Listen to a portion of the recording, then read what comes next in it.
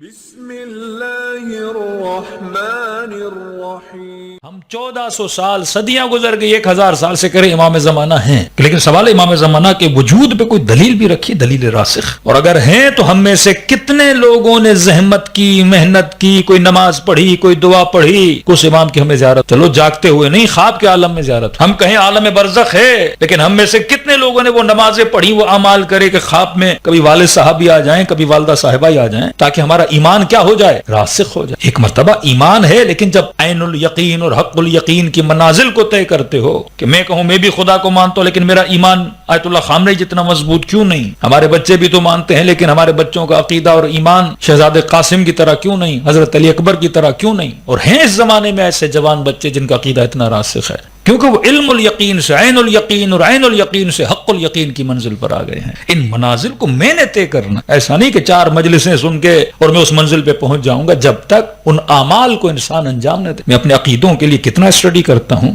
پھر اسٹڈی کرنے کے بعد اس پہ کتنا پریکٹیکلی عمل کرتا ہوں تاکہ میرا عقیدہ راسخ اور مضبوط اور محکم ہو جائے۔ تو جب تک عقیدوں کو مضبوط نہیں کریں گے تب تک انسان کا ایمان مضبوط نہیں ہوتا۔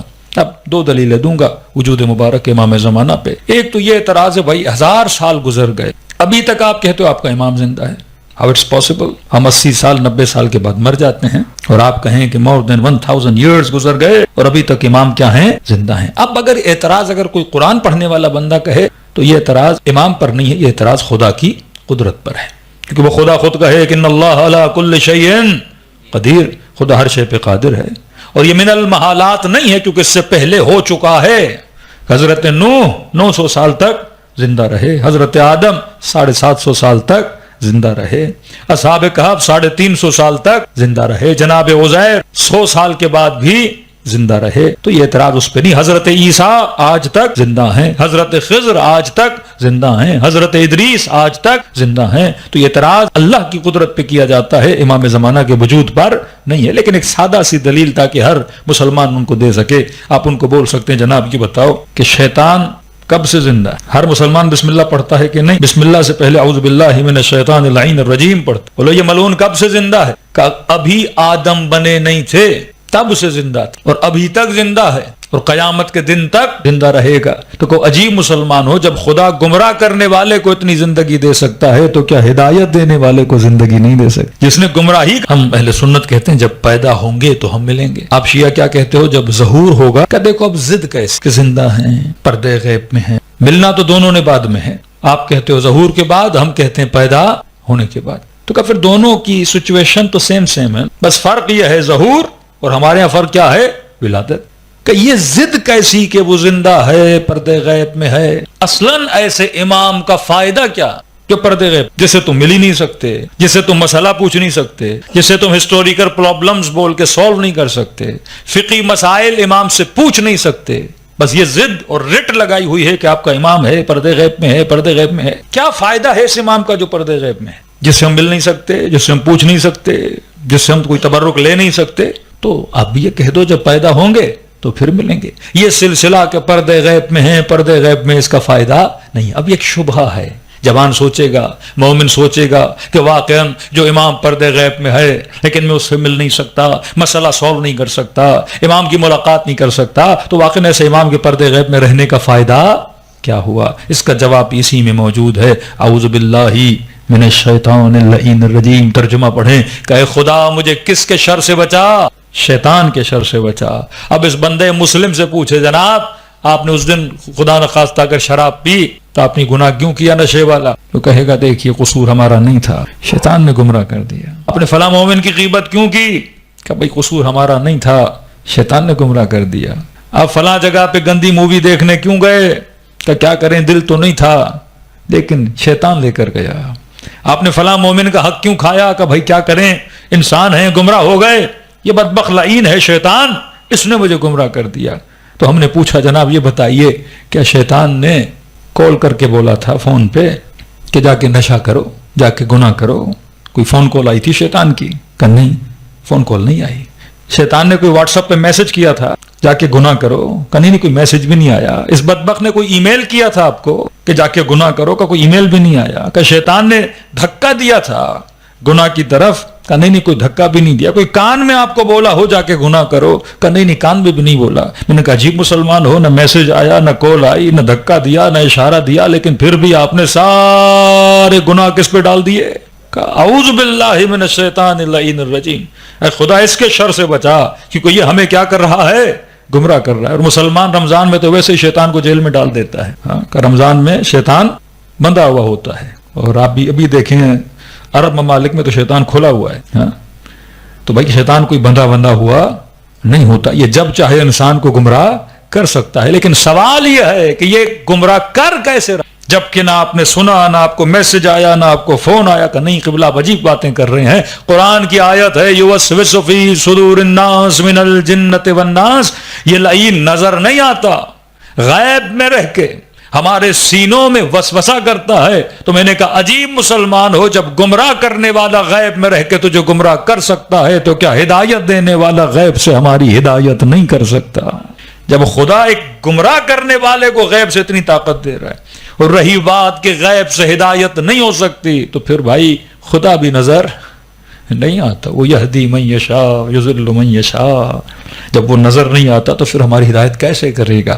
ہدایت دینے کے لیے کسی کا نظر آنا ضروری نہیں ہے. رہی بات کہ غیب میں ہیں اور کوئی ملاقات کر نہیں سکتا. ہمارے یہاں سینکڑوں واقعات ہیں جس میں علماء نے، اتقیاء نے، زہداء نے، صاحبان معرفت نے امام زمانہ کی کیا کی ہے؟ ملاقات کی ہے. مشہور واقعہ ہے، عیسیٰ بحرینی کا اس دن سنایا کہ نہیں سنایا مجھے یاد نہیں ہے، ایک عالم دین تھے، سنایا تھا واقعہ، بولا بحرین کے رہنے والے. تو بحرین کا جو بادشاہ تھا وہ شیعوں کے ساتھ بڑا اچھا اس کا برتاؤ تھا. آج بھی آپ دیکھتے ہیں بحرین میں اکثریت شیعوں کی ہے. بادشاہ تقریباً ہسٹری میں بحرین کے اہل سنت کے رہے ہیں، لیکن یہ بادشاہ اچھا تھا، شیعوں کے ساتھ اس کے مراسم اٹھنا بیٹھنا اچھا تھا. لیکن اس کا جو وزیر تھا وہ ناصبی، دشمنان اہل بیت اور دشمنان شیعیان اہل بیت تھا. تو بادشاہ بہت فیورزم کرتا تھا شیعوں کی، اور شیعوں کے علماء کا احترام کرتا تھا. تو ایک دن اس کا وزیر آیا بادشاہ کے پاس اور کہا بادشاہ صاحب آپ شیعوں کی بڑی فیورزم کرتے ہیں اور ان کے عقیدوں پہ آپ زیادہ تنقید نہیں کرتے، لیکن آج میں ثابت کروں گا جو شیعوں کا عقیدہ ہے وہ الہی عقیدہ نہیں ہے، اور آپ کو سختی کر کے ان سب کے عقیدوں پہ پابندی ڈالنی چاہیے، اور ان کو اسی عقیدے پہ آنا چاہیے جو پوری امت مسلمہ جس عقیدے پر ہے. بادشاہ نے کہا آپ کیسے بول سکتے ہو، بلاؤں شیعہ علماء کو بحث کرو. اب اتنی بار بحث ہو چکی تھی، نتیجہ خیز نہیں تھی. تو کہا نہیں قبلہ اس وقت میں الہی دلیل لائے، اللہ کی طرف سے دلیل. بادشاہ نے کہا جلدی دکھاؤ. اس نے بادشاہ کے سامنے ایک بہت بڑا انار لا کے رکھا. بادشاہ نے کہا یہ کیا ہے؟ کہ ذرا آپ انار کو غور سے دیکھیں. بادشاہ نے جب انار کو دیکھا تو اس انار کے اوپر کلمہ لکھا ہوا تھا کہ لا الہ الا اللہ محمد رسول اللہ فلاں فلاں فلاں اور علی خلیفۃ اللہ، جو 4 خلفاء ہیں ان کے نام لکھے ہوئے تھے. بادشاہ نے ادھر دیکھا، بھائی لکھ کر آئے ہو کہ نہیں بادشاہ؟ آپ انار کو دھوئیں. بادشاہ نے انار کو دھویا، وہ نام جا ہی نہیں رہے. قدرتی طور پر انار کی کھال پہ، اسکن پہ جس طرح کوئی چیز ہیک ہو جاتی ہے، اس طرح قدرتی طور پہ انار پہ نام لکھے ہوئے تھے. کہ بادشاہ یہ دیکھیے انار، درخت سے اگا ہوا انار، قدرتی انار، کسی فیکٹری کا نہیں ہے، یہ اللہ کے درخت سے اتارا ہوا انار ہے. بادشاہ نے انار کو ادھر دیکھا ادھر دیکھا، پانی میں دھویا، سب کچھ کیا، لیکن واقعاً انار کی کھال پہ کلمہ لکھا ہوا تھا. بادشاہ نے کہا بات تو صحیح ہے بھائی، یہ تو معجزہ ہوا اور اللہ نے صحیح عقیدہ امت کو بتا دیا. بادشاہ نے پیغام بھیجا شیعہ مولویوں کو، کہا سارے آ جاؤ. جتنے شیعہ علماء تھے، کیا ہوا اچانک بادشاہ نے بلایا کہ ایک ایک تمہارا بڑا عالم آئے گا، بحث و مباحثہ ہونا ہے. سارے علماء بادشاہ کے دربار میں آئے. بادشاہ نے وزیر کو کہا انار دو ان شیعہ مولوی. شیعہ علماء نے انار دیا. کہا پڑھو کیا لکھا ہے؟ کہ لا الہ الا اللہ پہلا دوسرا تیسرا اور علی ابن ابی طالب خلیفۃ اللہ. ایک مولوی نے دوسرے کو دیا، دوسرے نے تیسرے کو دیا، تیسرے نے چوتھے عالم کو دیا. ادھر دیکھیں ادھر دیکھیں، پانی میں دھوئیں، کلمہ لکھا ہوا ہے جو پوری امت مسلمہ اس عقیدے کو مانتی ہے. اور تم شیعوں کا عقیدہ کیا؟ لا الہ الا اللہ محمد رسول اللہ علی ولی اللہ و خلیفتہ بلا فصل ہے. یہاں کا فصل ہے ہی نہیں، یہاں وہی عقیدہ ہے جو پوری امت کا ہے اور انار پر ہے. اب شیعہ علماء پریشان کریں تو کیا کریں؟ حدیث کی بات ہوتی تو جواب میں حدیث لاتے، قرآن کی بات ہوتی تو قرآن کی آیت لاتے, ہسٹری کی بات ہوتی تو ہسٹری کی بک لاتے. لیکن ایک انار قدرتی طور پر اس پہ نام لکھے ہوئے ہیں, آپ اس کا کیا کر سکتے ہو کہ کوئی بچڑا اگر پیدا ہو اور اس کی کھال پہ کچھ لکھا ہوا ہو تو یہ تو ایک طرح سے قدرتی طور پہ لکھا ہوا ہے. تو شیعہ علماء نے کہ قبلہ آپ صحیح فرما رہے ہیں, انار ہم نے دیکھا ہے, بات سچی ہے, انار پہ یہ کلمہ لکھا ہوا ہے. ہمارے پاس کوئی جواب نہیں ہے, لیکن ہم آپ سے 3 دن کی مہلت چاہتے ہیں. اس کے بعد اگر ہم کوئی جواب لائے تو ٹھیک ہے, اگر جواب نہیں لائے تو سمعن و طاعتا, جو آپ بولیں گے اس پہ ہم تعمیل کریں گے. سارے شیعہ علماء اٹھے, انہوں نے آپس میں میٹنگ کی.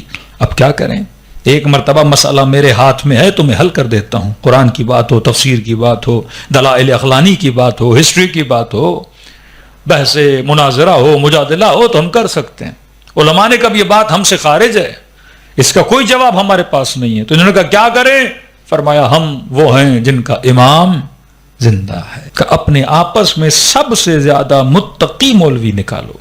3 علماء کو چنا, کہ ہم میں سے ڈیلی ایک جائے گا صحرا میں, جا کے دعا مانگے گا اور امام زمانہ سے التجا کرے گا, اور جس سے امام زمانہ سے جواب ملا وہ بادشاہ کو جا کر دیں گے. پہلا عالم گیا پوری رات روتا رہا, صبح ہو گئی ملاقات نہیں ہوئی. دوسرا عالم گیا پوری رات روتا رہا, دعا کرتا رہا, ملاقات نہیں ہوئی.